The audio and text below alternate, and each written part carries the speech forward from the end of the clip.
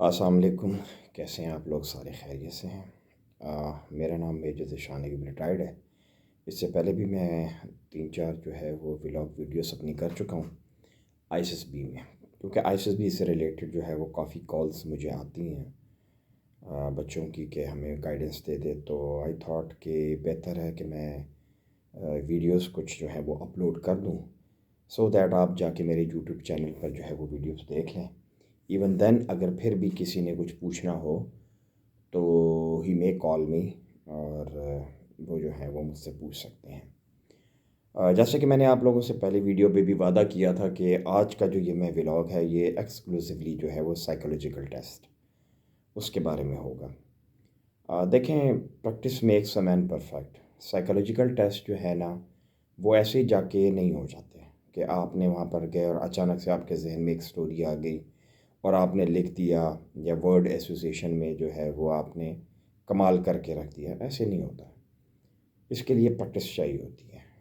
ठीक है। Psychological test के लिए जब आप लोग फर्स्ट डे वहाँ पर जाते हैं तो उससे पहले वही स्क्रीन आउट होता है जिसमें सेम जो है वो वर्बल, नॉन वर्बल और एक ऐड हो जाता है मैकेनिकल टेस्ट है। ये ऐड हो जाते हैं। ये तमाम चीज़ें यूट्यूब पे अवेलेबल हैं और इसके अलावा बुक्स भी मिल जाती हैं। इसकी थोड़ी सी तैयारी करके जाएँ तो बहुत अच्छा होता है, ताकि सो दैट आपको जो है वो एक आइडिया हो जाता है। वैसे आपके आईक्यू से रिलेटेड होता है, लेकिन आपको एक आइडिया भी हो जाता है कि किस किस्म का वर्बल और नॉन वर्बल और मैकेनिकल टेस्ट आएगा।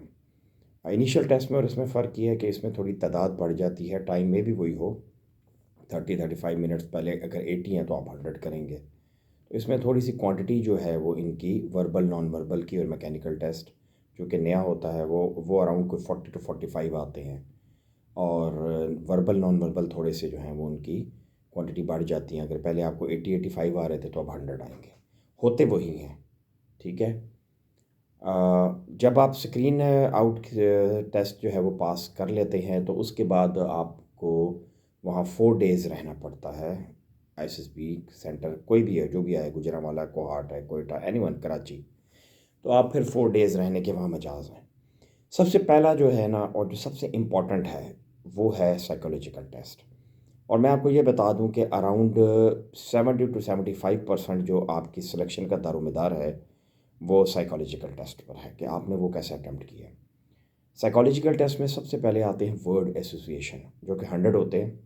अब वो 25-25 करके दें, 75-25 करके दें, जैसा भी है, लेकिन आते 100 है।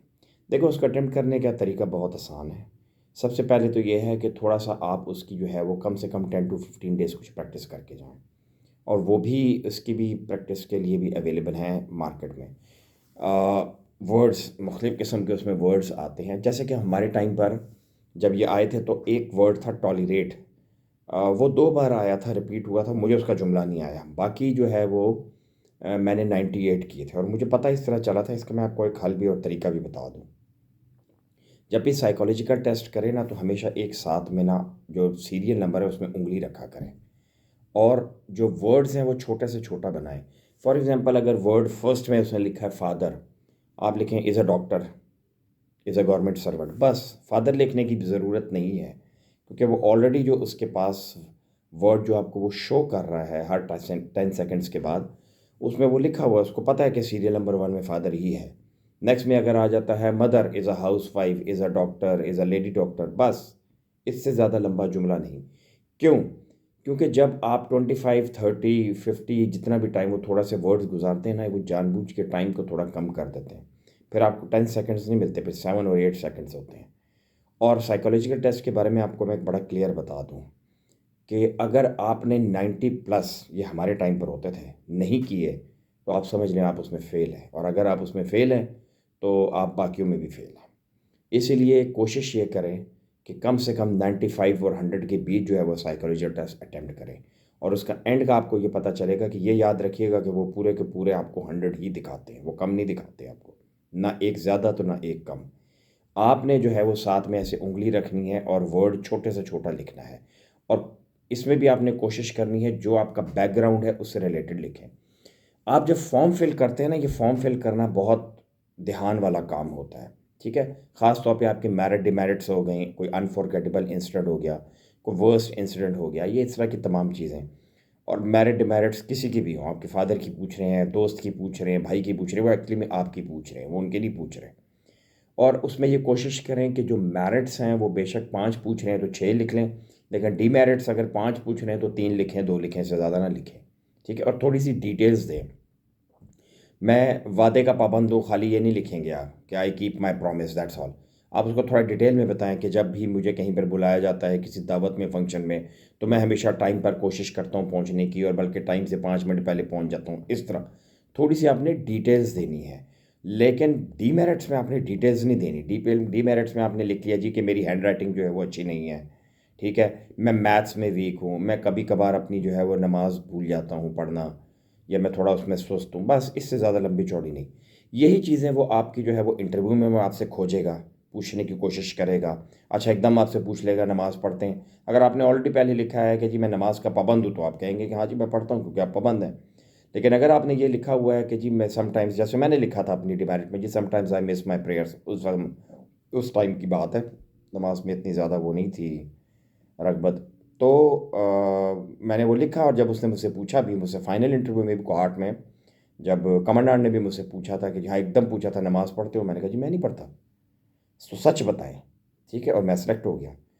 तो कहने का मतलब ये है कि इन चीज़ों से नहीं फ़र्क पड़ेगा कि आप खामखा की बूस्टिंग वहाँ पर मारें और समझ लें कि वो सेलेक्ट कर लेंगे, वो कभी भी नहीं करेंगे। तो जो आपने अपने फॉर्म में लिखा होता है उसको याद रखें, उसको जहन में बिठा के रखें। यही चीज़ें वो साइकोलॉजिकल टेस्ट में घुमा फिरा के आपसे पूछेगा, और यही चीज़ें आपसे इंटरव्यू वाला भी आपसे पूछेगा। मे बी जीटीओ भी है, क्योंकि आपका जो फॉर्म है ना, ये सबके पास जाते हैं और पढ़ते हैं उसको, और बड़े गौर से पढ़ते हैं। तो जिस वक्त आप जो है वो वहाँ पर जाते हैं टेस्ट देने, तो वो इन्हीं चीज़ों के इर्द गिर्द जो है वो आपको घुमाते हैं। ठीक है, तो वर्ड एसोसिएशन का मैंने आपको बता दिया, ऐसे साथ में उंगली रखते रहें और वर्ड फिल करते रहें। याद रखें, जहाँ पर आपको कोई वर्ड एसोसिएशन नहीं आता, उस सीरियल नंबर के सामने, फॉर एग्जांपल 12 नहीं आया, आपने 10 भी कर लिया, 11 भी कर लिया, 12 मुश्किल आ गया, आपकी उसकी प्रैक्टिस नहीं थी, उसके सामने एक क्रॉस लगा दें। क्यों? ताकि जो 13 वाला है वो गलती से 12 में ना लिख लें। अगर 13 वाला आपने गलती से 12 में लिख लिया, तो नीचे की सारी सीरीज़ आपकी ख़राब हो जाएगी टिल एंड तक।